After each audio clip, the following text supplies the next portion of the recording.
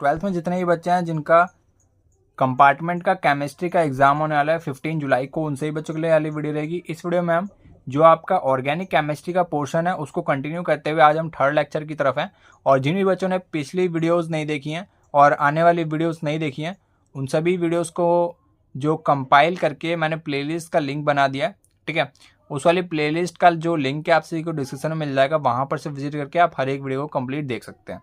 तो previous 2 videos में मैंने आपको ऑल केमिकल टेस्ट करा दिया, उस पर बेस्ड एग्जांपल्स करा दिए हैं, मैकेनिज्म कवर करा दिया है, ऑल रिएजेंट्स कवर करा दिए हैं। टोटल 20 कन्वर्जन्स मैंने आपको कराए थे इन 4 चैप्टरों में से। Chapter number 1 hello alkenes and hello arenes, chapter number 2 alcohol phenols and ether, chapter number 3 aldehyde ketones and carboxylic acid, chapter number 4 amines. And आज हम कवर करेंगे ऑल नेमिंग रिएक्शन, ये आज होगा आपका, ठीक है। नेमिंग रिएक्शन के बाद अगर हमारे पास टाइम बचता है तो आज हम मोस्ट इंपॉर्टेंट जो आपके क्वेश्चंस होते हैं रीजनिंग बेस्ड, जो आपके प्रॉब्लम्स हैं चैप्टर नंबर 1, 2, 3, 4, 5 के, वो सारे इस वीडियो में हम कवर कर रहे होंगे, ठीक है। स्टार्ट करते हैं इस वीडियो को। और यहाँ पर पहली हमारी रिएक्शन है सैंडमेयर्स रिएक्शन, ठीक है। इस वाली रिएक्शन में होता क्या है, आपके पास ना एक एनिलीन होता है। एनिलीन दुनिया को पता है क्या होता है, एक बेंजीन रिंग होता है और ऊपर लगा होता है NH2, इसको बोलते हैं हम एनिलीन। ये है हमारे पास एनिलीन। और जब हम इसके अंदर क्या डालते हैं NaNO2 प्लस HCl, और टेम्परेचर आपको मेंटेन रखना होता है 0 to 5 डिग्री सेल्सियस। एंड यहाँ पर बनता है आपके पास BDC, बेंजीन डाइजोनियम क्लोराइड, ठीक है, BDC बोलते हैं। और इसके ऊपर लग जाता है N2 प्लस Cl माइनस। ये आपकी नेमिंग रिएक्शन आपको एग्जैक्टली ऐसी याद रखनी है, ठीक है। इसको हम BDC बोलते हैं, ठीक है। अब यहाँ पर हम डाल देते हैं Cu2X2, और यहाँ पर जो आपके पास X है ये क्लोरीन और ब्रोमीन दोनों हो सकता है, कुछ भी हो सकता है। उस हिसाब से यहाँ पर एक हैलोजन लग जाएगा इसके ऊपर, इस प्रकार से, ठीक है। यहाँ पर इसको हम कह सकते हैं हेलोअरीन। और ये हेलोअरीन क्या हो सकता है, या तो ये क्लोरोबेंजीन हो सकता है, या ये क्लोरोबेंजीन हो सकता है, या ब्रोमोबेंजीन हो सकता है। तो ये हमारे पास क्या है, सैंडमेयर रिएक्शन, ठीक है। अब चलते हैं गटरमैन रिएक्शन पे। यहाँ पर जो ये वाली रिएक्शन है, यहाँ पर हम पहले BDC ले लेते हैं, बेंजीन के ऊपर N2 प्लस Cl माइनस, ठीक है। यहाँ पर जब आप CuX डालेंगे, X यहाँ पर हेलोजन को रिप्रेजेंट कर रहा है, और हेलोजन भी कौन सा, क्लोरीन एंड ब्रोमीन, ठीक है। और यहाँ पर इसके साथ हमने डाल दिया HX, तो ये हमारे पास क्या बना देगा, एक बेंजीन के ऊपर क्या आ जाएगा, एक हेलोजन आ जाएगा, ठीक है, इस प्रकार से। तो ये इसको हम कहते हैं क्या, गटरमैन रिएक्शन।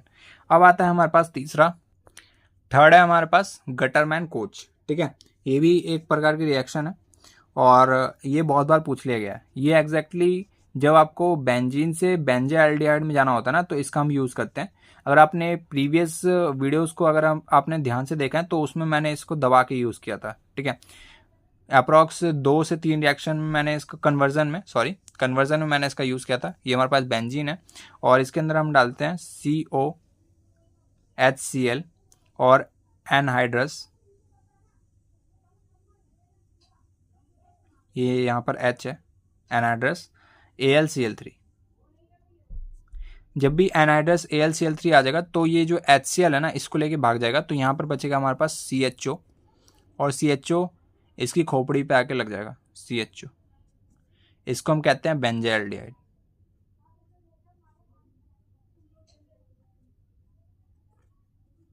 ठीक है। और ये एक और बात जान लो, ये जो है मेटा डायरेक्टिंग होता है। मैंने आपको बता रखा है प्रीवियस वीडियो में, बस मैं आपको यहाँ पर दोबारा से रिवाइज कराना चाहता हूँ कि जब कहीं भी आपके पास इस प्रकार से आपको जो भी फंक्शनल ग्रुप है अगर उसमें पाई बॉन्ड दिख जाए तो वो हमेशा मेटा डायरेक्टिंग होता है, ठीक है। अगली रिएक्शन की तरफ मूव करते हैं। अगला है हमारे पास रोजेनमोन रिडक्शन, ठीक है। तो यहाँ पर हम क्या करते हैं, एक बेंजाइल क्लोराइड ले लेते हैं इस प्रकार से, एंड यहाँ पर हम H2PD BaSO4, ये हमारे पास रिएजेंट है। जब हम इसके अंदर ये डाल देते हैं तो ये हमारे पास बन जाता है बेंजाल्डिहाइड। इसका भी हमने यूज़ किया था, अगर आपने कन्वर्जन की वीडियो दोबारा से देखी हो, मतलब प्रीवियस वीडियोस को ध्यान से देखा है, तो इसको हम कहते हैं बेंजाल्डिहाइड। ठीक है। और अगली रिएक्शन नंबर 5, ये है हमारे पास क्लीमेंसन रिडक्शन, ठीक है। तो क्लीमेंसन रिडक्शन में एक्चुअल में होता क्या है, पहले तो ये जान लो कि ये जो है एसिडिक मीडियम में होता है।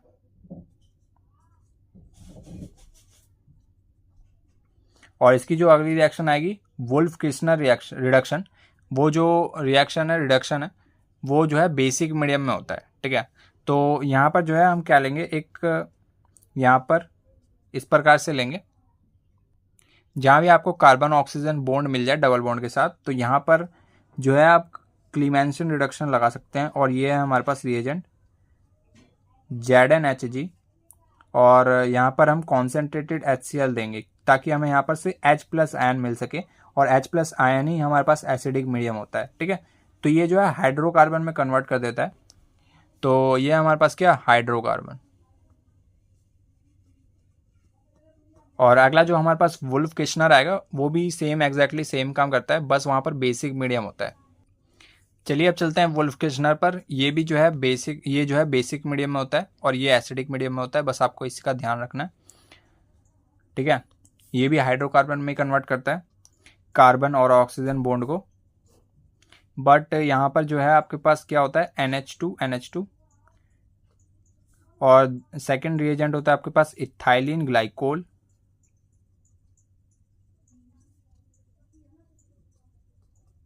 एंड बेसिक मीडियम देना है तो KOH। यहाँ पर से जो आपके पास OH आयंस है वो यहाँ पर आ जाएंगे और ये हो जाएगा हमारे पास basic medium, and this is hydrocarbon.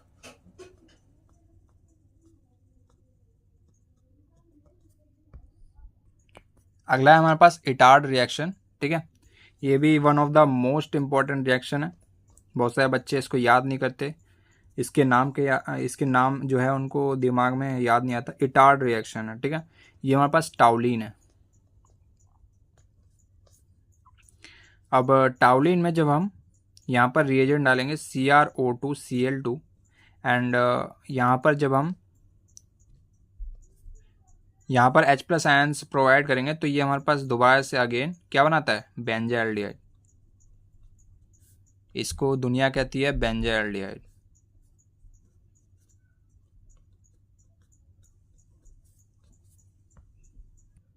अगला है हमारे पास स्टेफन रिडक्शन, ठीक है।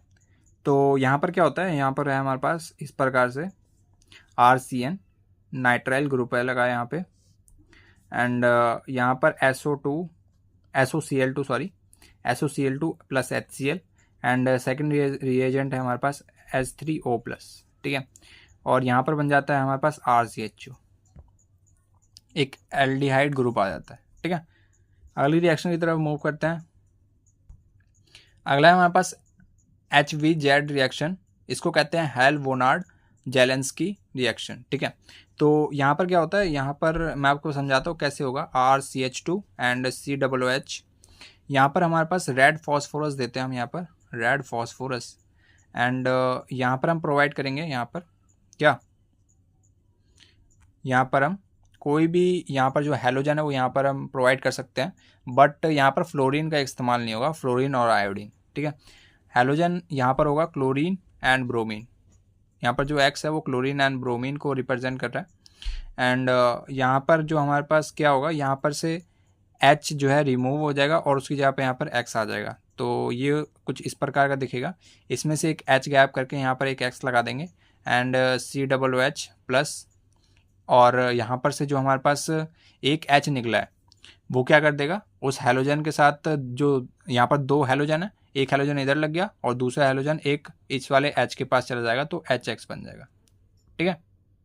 10वां है हमारे पास फिंकलस्टाइन रिएक्शन। तो फिंकलस्टाइन रिएक्शन में क्या होता है, RX plus NaI,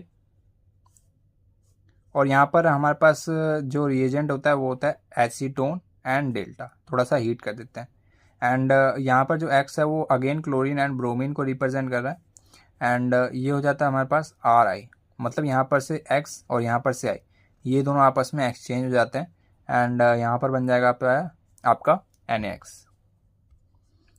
11th reaction पे चलते हैं, ये है हमारे पास स्वार्ट्स रिएक्शन।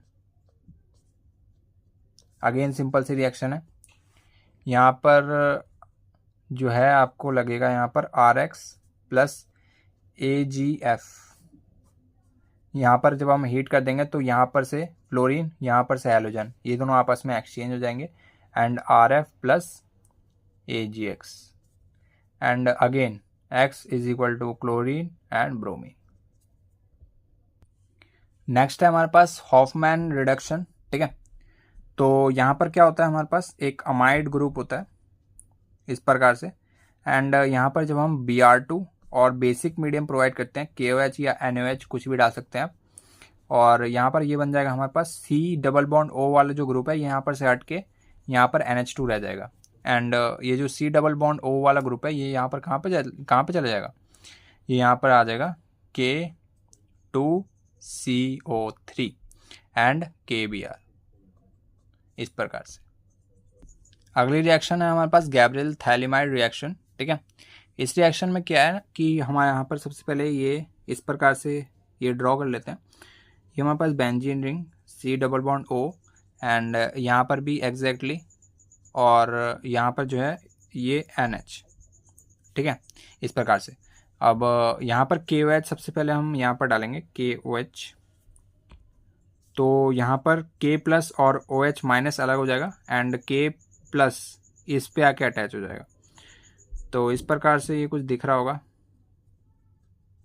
नाइट्रोजन से K प्लस यहाँ पर आके अटैच हो गया, इस पे माइनस इस पे प्लस एंड इस प्रकार से ये जो है बेंजीन रिंग।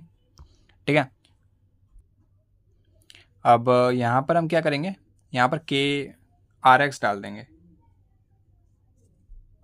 ठीक है, तो RX डालने से क्या होगा, यहाँ पर K प्लस रिमूव होके यहाँ पर R आ जाएगा।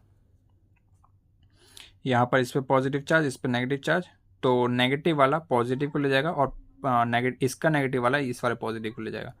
तो यहाँ पर कुछ इस प्रकार का दिख रहा होगा आपको,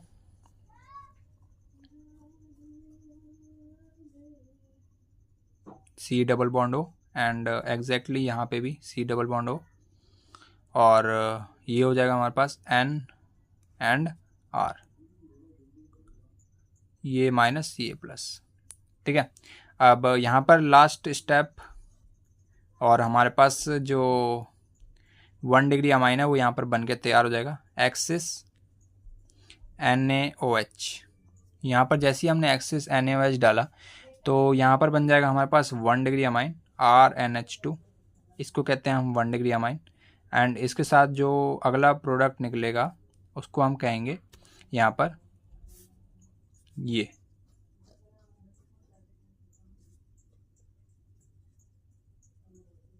O माइनस Na प्लस, और एग्जैक्टली यही भी नीचे ऐसे ही बनेगा O minus Na plus and this is our main product 1 degree amine. चलते हैं कॉल्बे रिएक्शन पर। ठीक है, तो यहाँ पर हमारे पास एक फिनॉल होता है, NaOH डाला।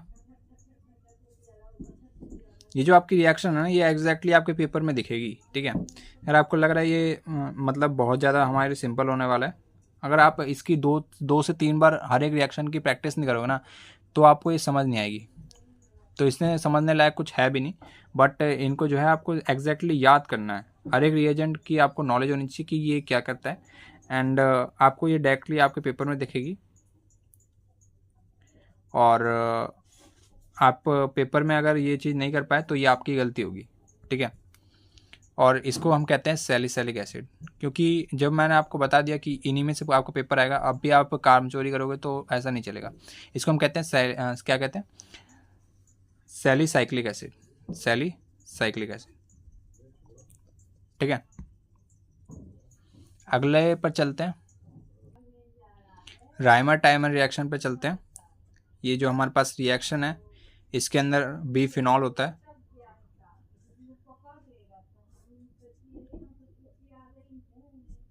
Chloroform and NaOH। यहाँ पर एक हमारे पास इंटरमीडिएट फॉर्म होता है और ये कुछ इस प्रकार का होता है, O minus Na plus and CHCl2 NaOH axis.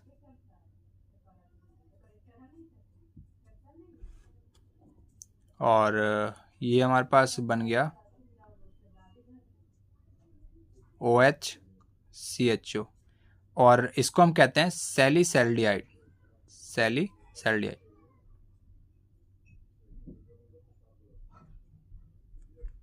ठीक है।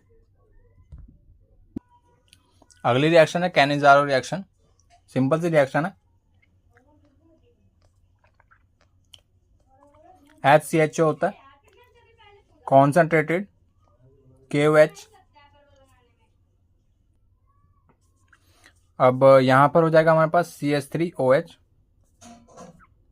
HC double bond O minus K plus.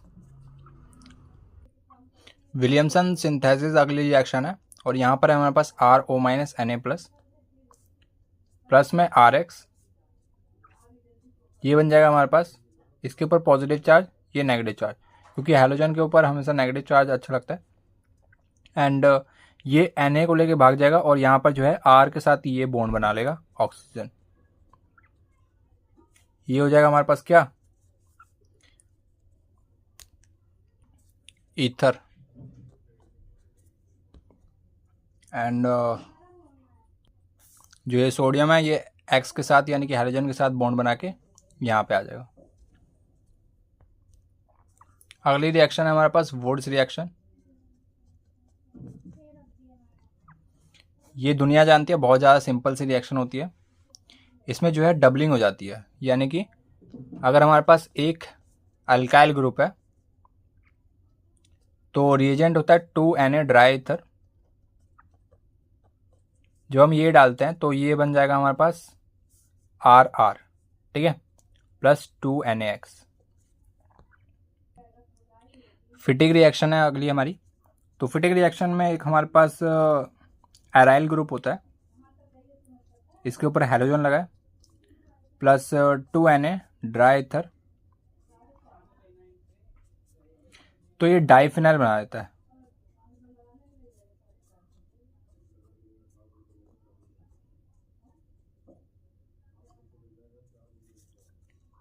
Plus 2NaX, ठीक है। अब अगला आता है हमारे पास वुड्स फिटिक रिएक्शन, यानी कि वुड्स का और फिटिक का दोनों को मिक्सअप करके बन जाता है हमारे पास वुड्स फिटिक रिएक्शन, जो हो गया हमारी अगली रिएक्शन, जो होती है हमारे पास वुड्स फिटिक रिएक्शन। तो इस रिएक्शन में क्या होता है ना, हमारे पास एक अराइल ग्रुप भी आया होता है हैलोजन के साथ और एक एल्काइल ग्रुप भी आया होता है, और अगेन यहाँ पर same reaction 2Na dry ether,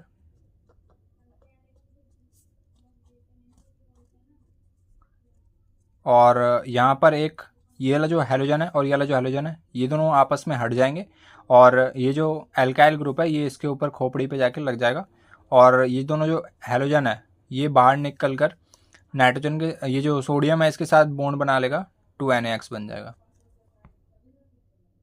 तो यहाँ पर हमने ऑल नेमिंग रिएक्शन ख़त्म कर लिया। तो यहाँ पर हमारे पास नेमिंग जो रिएक्शन है वो यहाँ पर हम कंप्लीट कर चुके हैं। अब चलते हैं हम रीजनिंग बेस्ड प्रॉब्लम पर, ठीक है। तो हमने जो है यहाँ पर ऑल नेमिंग रिएक्शन कवर कर लिया, ठीक है। और अब हम चलते हैं यहाँ पर जो आपकी रीजनिंग बेस्ड जो आपकी प्रॉब्लम्स होती हैं, जैसे कि बहुत सारे क्वेश्चंस आपने देखे होंगे जो NCERT में भी हैं रीजनिंग बेस्ड, ठीक है। तो वो सारे जो रिएक्शंस हैं, सॉरी वो सारे जो आपके क्वेश्चंस हैं वो इस वीडियो में हम कवर करेंगे, ठीक है। और यहाँ पर हम पहला चैप्टर उठा रहे हैं haloalkanes and haloarenes, ठीक है। आज हम इसको कवर कर लेंगे और अगर हो सका तो अल्कोहल, फिनॉल्स एंड ईथर भी कवर कर लेंगे। बाकी अगली वीडियो में देखते हैं क्या होता है, ठीक है। स्टार्ट करते हैं। तो पहला चैप्टर है हमारे पास haloalkanes and haloarenes and reasoning based problems देखते हैं। यहाँ पर हम टोटल जो है इस चैप्टर में यहाँ पर हमारे पास कुछ क्वेश्चन है, टोटल हम 10 क्वेश्चंस करेंगे और हर एक क्वेश्चन को अच्छे से समझते हुए चलेंगे, ठीक है, ताकि आप इन क्वेश्चंस को अच्छे से इनके जो आंसर्स हैं उनको रिप्रेजेंट कर पाएँ अपने क्वेश्चन पेपर में, ठीक है। तो इन सभी क्वेश्चन को आप यहाँ पर से नोट डाउन भी कर सकते हैं, क्योंकि एग्जैक्टली बहुत सारे क्वेश्चन आपको यहीं से दिखेंगे आपको अपने पेपर में, ठीक है। तो पहला हमारा क्वेश्चन है, why is sulphuric acid not use during the reaction of alcohol with KI। यहाँ पर ये लिखा हुआ है कि जब हम सल्फ्यूरिक एसिड हम यहाँ पर सल्फ्यूरिक एसिड को यूज़ क्यों नहीं करते during the reaction of alcohol, जब अल्कोहल की रिएक्शन होती है विथ KI, ठीक है। KI की रिएक्शन के साथ हम सल्फ्यूरिक एसिड का यूज़ क्यों नहीं करते, ठीक है। जैसे कि हमें पता है कि जो कंसनट्रेटेड H2SO4 है, ये क्या है, स्ट्रॉन्ग ऑक्सीडाइजिंग एजेंट है। एंड यहाँ पर हमारे पास KI है, ये क्या करता है, ऑक्सीडाइज कर देता है and liberate iodine from the solution. यहाँ पर क्या होता है, जो हमारे पास कंसनट्रेटेड H2SO4 है, ये हमारे पास ऑक्सीडाइजिंग एजेंट है एंड इट ऑक्सीडाइज, यानी कि ये जो है ऑक्सीडाइज कर देता है KI and liberate iodine from the solution. ये जो है आयोडीन को ही लिबरेट कर देता है मेन सॉल्यूशन से। तो इस वजह से हम जो है, जो यहाँ पर सल्फ्यूरिक एसिड है, कंसनट्रेटेड सल्फ्यूरिक एसिड है, इसका यूज़ हम नहीं करते during the reaction of alcohol with KI। तो यहाँ पर आप देख सकते हैं जो हमारे पास KI है, जो हम इसकी रिएक्शन कर रहे हैं कंसनट्रेटेड H2SO4 के साथ, तो यहाँ पर हमारे पास KHSO4 बना दे रहा है और यहाँ पर जो आयोडीन है वो इसके मेन सॉल्यूशन से भाग जा रहा है। तो इस वजह से हम जो है KI का जब हम रिएक्शन करते हैं अल्कोहल के साथ, तो हम उसमें सल्फ्यूरिक एसिड का यूज़ नहीं करते। इस वजह से अगर हम इसमें सल्फ्यूरिक एसिड अगर हम डाल देंगे तो ये जो है आयोडीन को ही बाहर भगा देगा, ठीक है। इस वजह से हम इसका यूज़ नहीं कर पाते इसके रिएक्शन में, ठीक है। अगला है हमारे पास among the isomeric alkanes the molecular formula of C5H12 identify the compound on photochemical chlorination. यानी कि जो आपका क्लोरीनेशन होता है, फोटोकेमिकल का यहाँ पर मतलब क्या है, जो आपका ये वाला रिएजेंट होता है Cl2H न्यू, यह जो आपका रिएजेंट है इसको कहते हैं फोटोकेमिकल क्लोरीनेशन, ठीक है। यहाँ पर आपको ये बोला गया है कि आपको यहाँ पर ये बताना है among the isomeric alkanes the molecular formula C5H12 identify the compound on photochemical chlorination। यानी कि यहाँ पर जो है आपको मोनोक्लोराइड, सिंगल मोनोक्लोराइड आपको बताना है। यहाँ पर 3 आइसोमेरिक मोनोक्लोराइड, आइसोमेरिक का मतलब क्या होता है, same molecular formula but different structures, ठीक है। इसको हम क्या कहते हैं, आइसोमर्स कहते हैं। तो यहाँ पर हमें वो बताना है जिसमें सिंगल मोनोक्लोराइड हो, यानी कि जब हम क्लोरीन की रिएक्शन कराएं तो वो कहाँ पर लगे, एक ही जगह पे लगे, और एक ही जगह पे लगे, और उसको कहते हैं हम सिंगल मोनोक्लोराइड। अगर हम यहाँ पर इसको देखें, इसको कहते हैं हम साइक्लोपेंटेन। साइक्लोपेंटेन में अगर हम इसकी रिएक्शन करेंगे Cl2H न्यू, फोटोकेमिकल क्लोरीनेशन करेंगे, तो यहाँ पर किसी भी एक जगह पे आकर ये जो क्लोरीन है ये लग जाएगा। ये यहाँ पर हर जगह से क्या है, ये 2 डिग्री है। यहाँ पर भी 2 कार्बन से जुड़ा है, यहाँ पर भी 2 कार्बन से जुड़ा है, यहाँ पर भी 2 कार्बन से जुड़ा है, एंड इस वाले कार्बन की बात करें यहाँ पर भी 2 कार्बन से जुड़ा है। तो हर जगह से 2 डिग्री है। किसी भी जगह एक जगह हम क्लोरीन लगा सकते हैं और वहाँ पर से आपका जो नेम है वो सेम आएगा, ठीक है। तो नेमिंग से आपको पता लग जाएगा था कि कहाँ पर सिंगल मोनोक्लोराइड है, कहाँ पर डबल मोनोक्लोराइड है, कहाँ पर 3 आइसोमेरिक मोनोक्लोराइड्स है, ठीक है। एग्जैक्टली यहाँ पर हमें यहाँ पर बोला गया है कि 3 आइसोमेरिक मोनोक्लोराइड। आप यहाँ पर हमें बता दें कि कौन सा ऐसा कंपाउंड है जो हमें 3 आइसोमेरिक मोनोक्लोराइड देगा, यानी कि 3 बार कहाँ पे क्लोरीन लग सकता है, तो वो हमें बताना है। तो पेंटेन आप देख सकते हैं, एक बार ये यहाँ पे लग सकता है, एक बार यहाँ पे लग सकता है, एक बार यहाँ पे लग सकता है। बाकी अगर आप लास्ट से भी लगाएं तो भी सेम नाम आएगा। तो इसको हम 3 ही बार इसका जो है क्लोरीनेशन, अगर हम इसका एक बार क्लोरीनेशन करते हैं वो 3 पोजीशन पर आके लग जाएगा, एक यहाँ पे और एक यहाँ पे, एक यहाँ पे, ठीक है। अलग अलग स्टेप्स में ये अलग अलग जगह लग जाएगा और यहाँ पर जो है इसके डिफरेंट नेम आ जाएंगे। अगर आप एक बार यहाँ लगाएंगे, यहाँ लगाएंगे, यहाँ लगाएंगे और यहाँ लगाएंगे, ठीक है। अगला है हमारे पास 4 आइसोमेरिक मोनोक्लोराइड्स, ठीक है। तो यहाँ पर जो 2 मिथाइल ब्यूटेन है, इसमें जो है आपके पास 4 क्लोरीन लग सकते हैं और उन सभी का अलग अलग नेम होगा, ठीक है। तो यहाँ पर एक बार इधर लग सकता है, इधर लग सकता है, इधर लग सकता है और एक बार इधर भी लग सकता है। तो इस प्रकार से ये 4 इसके डिफरेंट नेम हो जाएंगे और उसी को हम कहेंगे 4 आइसोमेरिक मोनोक्लोराइड। यानी कि केमिकल फॉर्मूला तो सेम है बट उसके अंदर हम अलग अलग पोजीशंस पर डिफरेंट क्लोरीन यहाँ पर जो है हम क्लोरीन लगा सकते हैं। तो यहाँ पर इस प्रकार से 2 मिथाइल ब्यूटेन जो है हमारे पास 4 आइसोमेरिक मोनोक्लोराइड्स होगा और 3 आइसोमेरिक मोनोक्लोराइड्स कौन सा होगा, पेंटेन होगा। एंड सिंगल मोनोक्लोराइड यानी कि जहाँ पर भी एक जगह पे आपका क्लोरीन लग जाए तो उसको कहेंगे हम साइक्लोपेंटेन। आपको पता होगा जो क्लोरीन है वो कि हर जगह पे अटैक मारता है, चाहे वो 1 डिग्री कार्बन हो, 2 डिग्री कार्बन हो, 3 डिग्री कार्बन हो, ठीक है, हर जगह वो अटैक करता है। तो यहाँ पर ये चारों तरफ से ये क्या है, ये यहाँ पर 2 डिग्री है, तो 2 डिग्री है तो ये कहीं पर भी एक जगह आके अटैक मार देगा क्योंकि ऑल पोजिशंस आर सेम, ठीक है। और इसकी बात करें तो यहाँ पर से ये 1 डिग्री है, यहाँ पर से ये 1 डिग्री है, यहाँ पर से ये 2 डिग्री है एंड यहाँ पर से भी ये 2 डिग्री है।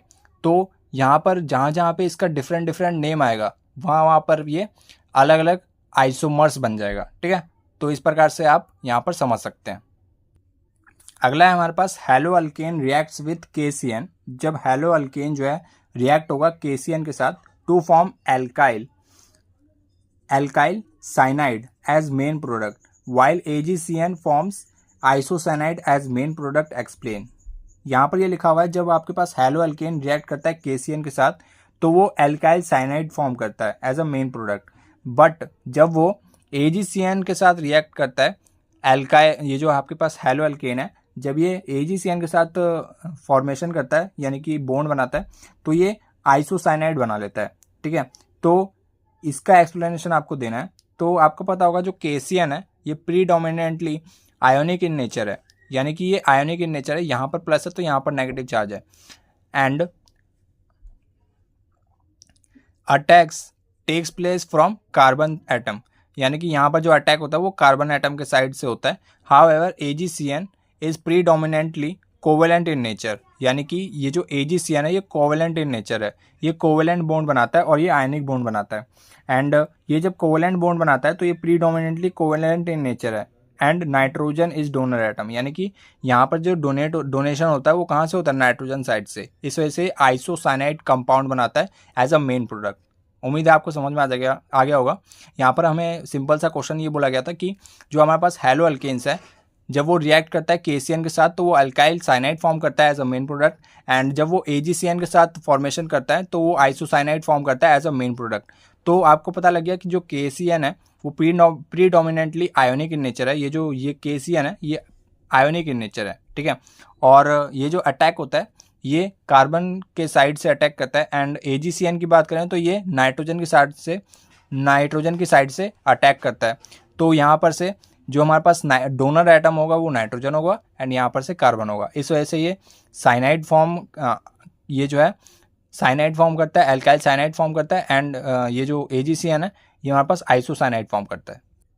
अगले क्वेश्चन की तरफ मूव करते हैं। यहाँ पर लिखा हुआ है dipole moment of chlorobenzene, dipole moment of chlorobenzene is lower than that of cyclohexyl chloride why. यहाँ पर ये लिखा हुआ है जो डाइपोल मोमेंट है ना क्लोरोबेंजीन का वो लोअर होता है किससे, साइक्लोहेक्साइल क्लोराइड में। तो आपको ये पता होगा कि ये जो आपके पास क्लोरोबेंजीन है इसके पास जो है ये जो यहाँ पर ये वाला कार्बन होता है जो क्लोरीन से अटैच है, ये यहाँ पर इसके पास एक पार्शियल डबल बॉन्ड करेक्टर होता है, ठीक है, जिसकी वजह से जो इसकी बॉन्ड लेंथ होती है वो लेस हो जाती है as compare to sp3 carbon. यहाँ पर जो हमारे पास साइक्लोहेक्साइल क्लोराइड है इसके अंदर जो हमारे पास कार्बन है और जो क्लोरीन है इसके बीच का जो बॉन्ड है इनकी जो हाइब्रिडाइजेशन है वो sp3 है, और इस पे जो है कोई सा भी पार्शियल डबल बॉन्ड करेक्टर नहीं है, जिसकी वजह से इसकी जो बॉन्ड लेंथ है वो एज कंपेयर टू क्लोरोबेंजीन ये बड़ी है, ठीक है। तो जो भी आपके पास sp3 कार्बन होता है और जो भी आपके पास sp2 कार्बन होता है इन सभी पे आपको ध्यान रखना होगा। जो यहाँ पर शॉर्टर बॉन्ड लेंथ होती है वो किसकी होती है, वो होती है आपके पास डबल बॉन्ड की, और उससे भी शॉर्टर बॉन्ड लेंथ होती है ट्रिपल बॉन्ड की, ठीक है। तो सबसे पहले एल्काइन ग्रुप आता है, फिर एल्कीन आता है, फिर एल्केन आता है। तो सबसे ज़्यादा जो शॉर्टर बॉन्ड लेंथ है वो किसकी होती है, वो एल्काइन की होती है, ट्रिपल बॉन्ड की होती है, उसके बाद डबल बॉन्ड की होती है, उसके बाद सिंगल बॉन्ड की होती है। तो सबसे ज़्यादा जो यहाँ पर बॉन्ड लेंथ होगी वो इसकी ज़्यादा होगी और इसकी कम होगी, और एल्काइन ग्रुप होता यहाँ पर ट्रिपल बॉन्ड होता है वहाँ पर जो है आपका और कम होगा। तो ये किस वजह से आप यहाँ पर देख सकते हैं, in chlorobenzene due to sp2 hybridisation of carbon halogen bond the bond length is shorter than sp3 hybridised carbon halogen bond in cyclohexyl chloride. Cyclohexyl chloride में जो हमारे पास कार्बन हाइड्रोजन बॉन्ड है वो क्या है, वो बड़ी है एज कम्पेयर टू क्लोरोबेंजीन। तो आपको पता है जो डाइपोल मोमेंट है वो जो बॉन्ड लेंथ है उसके डायरेक्टली प्रोपोर्शनल होती है। यहाँ पर आपको दिख रहा होगा चार्ज इनटू डिस्टेंस होता है और डिस्टेंस के डायरेक्टली प्रोपोर्शनल है। तो डिस्टेंस भी बॉन्ड लेंथ ही है, तो बॉन्ड लेंथ के डायरेक्टली प्रोपोर्शनल है as the dipole moment of chlorobenzene is lower than that of cyclohexyl chloride. उम्मीद है आपको समझ में आया होगा। अगले क्वेश्चन की तरफ मूव करते हैं। अगला क्वेश्चन है alkyl halides though polar are immiscible with water why. ठीक है, तो यहाँ पर हम देखते हैं इसका सॉल्यूशन क्या है। Alkyl halides are polar but due to great hydrophobic, यानी कि इनको जो है पानी से डर लगता है। Character of hydrocarbon part is almost insoluble in water, यानी कि यहाँ पर जो हाइड्रोकार्बन जो पार्ट है वो क्या है, यहाँ पर हाइड्रोफोबिक एंड है। मतलब यहाँ पर ये जो है हाइड्रोफोबिक इन नेचर होता है, यानी कि जिन भी बच्चों को पानी से डर लगता है उसको क्या कहते हैं, हाइड्रोफोबिक। ऐसे यहाँ पर हाइड्रोकार्बन जो पार्ट है यहाँ पर वो क्या है, हाइड्रोफोबिक एंड बोलते हैं इसको। ठीक है, तो यहाँ पर जो ये वाला एंड है ये हाइड्रोफोबिक है ड्यू टू, यहाँ पर क्या है, यहाँ पर इसको पानी से डर लगता है, इस वजह से ये क्या है, पानी में डिजॉल्व नहीं हो पाता एल्काइल हैलाइड। तो ये हमारे पास पूरा एल्काइल हैलाइड है एंड ये जो है यहाँ पर पोलैरिटी जनरेट हो गई है ड्यू टू इलेक्ट्रोनेगेटिव एलिमेंट। यहाँ पर जो है ये जो हैलोजन है ये क्या है, ये इलेक्ट्रोनेगेटिव एलिमेंट है, एटम है। और यहाँ पर से जो है एक आपका partial double bond and partial positive and negative charge यहाँ पर जनरेट हो रहा है, जिसकी वजह से ये पोलैरिटी आ गई है इसके अंदर, और इसको कहेंगे पोलर एंड इसको कहेंगे हाइड्रोफोबिक एंड। तो यहाँ पर हाइड्रोकार्बन पार्ट का तो सिंपल सी बात इतनी सी है कि जो हाइड्रोफोबिक एंड है ये जो है वाटर में डिजॉल्व नहीं हो पाता, इस वजह से पूरा एल्काइल हैलाइड जो है ये वाटर में जो है इमिजिबल है, यानी कि वाटर में डिजॉल्व नहीं होता। ठीक है, अब यहाँ पर हमने ग्रिग्नार्ड रिएजेंट के बारे में पढ़ा था अभी इसी वीडियो में, और यहाँ पर उसी पे बेस्ड एक न्यूमेरिक मतलब क्वेश्चन है रीजनिंग बेस्ड। यहाँ पर ये लिखा हुआ है कि Grignard reagent should be prepared under anhydrous condition why. तो आपको पता होगा जो ग्रिग्नार्ड रिएजेंट है ये हाईली रिएक्टिव होता है नेचर में। ठीक है, नहीं पता तो मैं आपको बता देता हूँ, ये जो ग्रिग्नार्ड रिएजेंट है ये नेचर में अगर आप इसको प्योरली ओपन कर दोगे तो ये किसी न किसी जो रिएक्शन है उसमें इन्वॉल्व हो जाएगा एंड ये किसी न किसी मॉइस्चर के साथ ये मॉइस्चर फॉर्म कर लेगा एंड फॉर्म हाइड्रोकार्बन इमीडिएटली, ये हाइड्रोकार्बन बन जाएगा and therefore it should prepared under anhydrous condition. तो यहाँ पर ये लिखा हुआ है कम्प्लीटली कि ग्रिग्नार्ड रिएजेंट जो है वो हाईली रिएक्टिव होता है नेचर में and it reacts with moisture and forms hydrocarbon immediately. जब ये मॉइस्चर के साथ, आपको पता है एयर में मॉइस्चर होते हैं और मॉइस्चर के साथ जब ये कांटेक्ट में आता है तो ये हाइड्रोकार्बन फॉर्म कर लेता है ग्रिग्नार्ड रिएजेंट। इस वजह से हम इसको एनहाइड्रस कंडीशन में इसकी रिएक्शन इन्वॉल्व कराते हैं और जिसकी वजह से हमारी जो रिएक्शन है वो आगे प्रोसीड हो पाती है। अगर हम इसको ओपनली करें बिना एनहाइड्रस कंडीशन के करें तो ये हाइड्रोकार्बन फॉर्म कर लेगी, किसके साथ, मॉइस्चर के साथ। तो इस वजह से इसको जो है हम एनहाइड्रस कंडीशन प्रोवाइड करते हैं ताकि ये हाइड्रोकार्बन ना फॉर्म कर पाए। जैसा कि आपको ये दिख रहा है ये ग्रिग्नार्ड रिएजेंट बोलते हैं इसको एंड मॉइस्चर यानी कि वाटर, सिंपल सी बात है। एंड जैसे ही ये दोनों रिएक्शन करते हैं तो हमारे पास एक हाइड्रोकार्बन फॉर्म होता है, इसको हम एल्केन भी कहते हैं एंड ये जो MgOH और X है ये भी यहाँ पर से बाय प्रोडक्ट है, ये भी निकल जाएंगे। ठीक है, तो यहाँ पर से जब भी ये मॉइस्चर के कांटेक्ट में आएगा तो ये हाइड्रोकार्बन बना लेता है। अगला है हमारे पास the treatment of alkyl chloride with aqueous KOH leads to formation of alcohol but in the presence of alcoholic KOH alkene are major product explain। तो सिंपल सी बात है, यहाँ पर ये बोला गया है कि एक आपके पास एल्काइल क्लोराइड होता है, जब आप उसकी रिएक्शन कराओगे aqueous KOH के साथ तो वो फॉर्म करता है alcohol, but in the presence of alcoholic KOH, आपने पढ़ा होगा जब भी हम अल्कोहलिक KOH डालते हैं तो हमारे पास डबल बॉन्ड आ जाता है। ठीक है, तो यहाँ पर क्या होता है हमारे पास, यहाँ पर डिहाइड्रोहैलोजिनेशन हो जाता है। ठीक है, जिसकी वजह से हमारा जो है डबल बॉन्ड करेक्टर आ जाता है एल्कीन बोलते हैं उसको, ठीक है। तो यहाँ पर आपको दिख रहा होगा एक्वस KOH लिया है और यहाँ पर जो है हमने अल्कोहलिक KOH लिया है। अल्कोहल हमने यहाँ पर डाल दिया और ये KOH है, ठीक है। ये दोनों जब रिएक्शन करते हैं तो ये अल्कोक्साइड आयन बनाते हैं। इस प्रकार से आपका जो है अल्कोक्साइड आयन होता है एंड यहाँ पर H2O भी निकलता है। एंड एक्वस KOH की बात करें तो K+OH- इस प्रकार से होता है। एंड यहाँ पर पढ़ लेते हैं, यहाँ पर क्या लिखा हुआ है, aqueous KOH breaks into K+ and OH- ion, यानी कि जो KOH है, एक्वस KOH है, वो ब्रेक होता है किसमें, K+ एंड OH आयन में, वाटर में जब ये होता है। And it attacks on alkyl halide by SN1 mechanism. SN1 mechanism से ये अल्काइल हैलाइड पे अटैक करता है। So it form alcohol as a main product. जब ये SN1 मैकेनिज्म से अल्काइल हैलाइड पे अटैक करता है तो ये क्या फॉर्म करता है, ये अल्कोहल फॉर्म करता है एज अ मेन प्रोडक्ट। इसका मेन प्रोडक्ट क्या होता है, अल्कोहल होता है। हाउएवर जो आपके पास अल्कोहलिक KOH होता है ये क्या फॉर्म करता है, मैंने अभी आपको बताया अल्कोक्साइड आयन फॉर्म करता है। जब ये अल्कोहलिक KOH जब ये आपस में रिएक्ट करते हैं तो अल्कोक्साइड आयन बनाते हैं, ठीक है। एज अ न्यूक्लियोफाइल, ये जो है न्यूक्लियोफाइल है, ठीक है।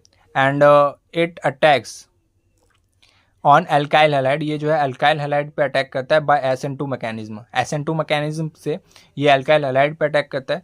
And therefore there is a डिहाइड्रोहैलोजिनेशन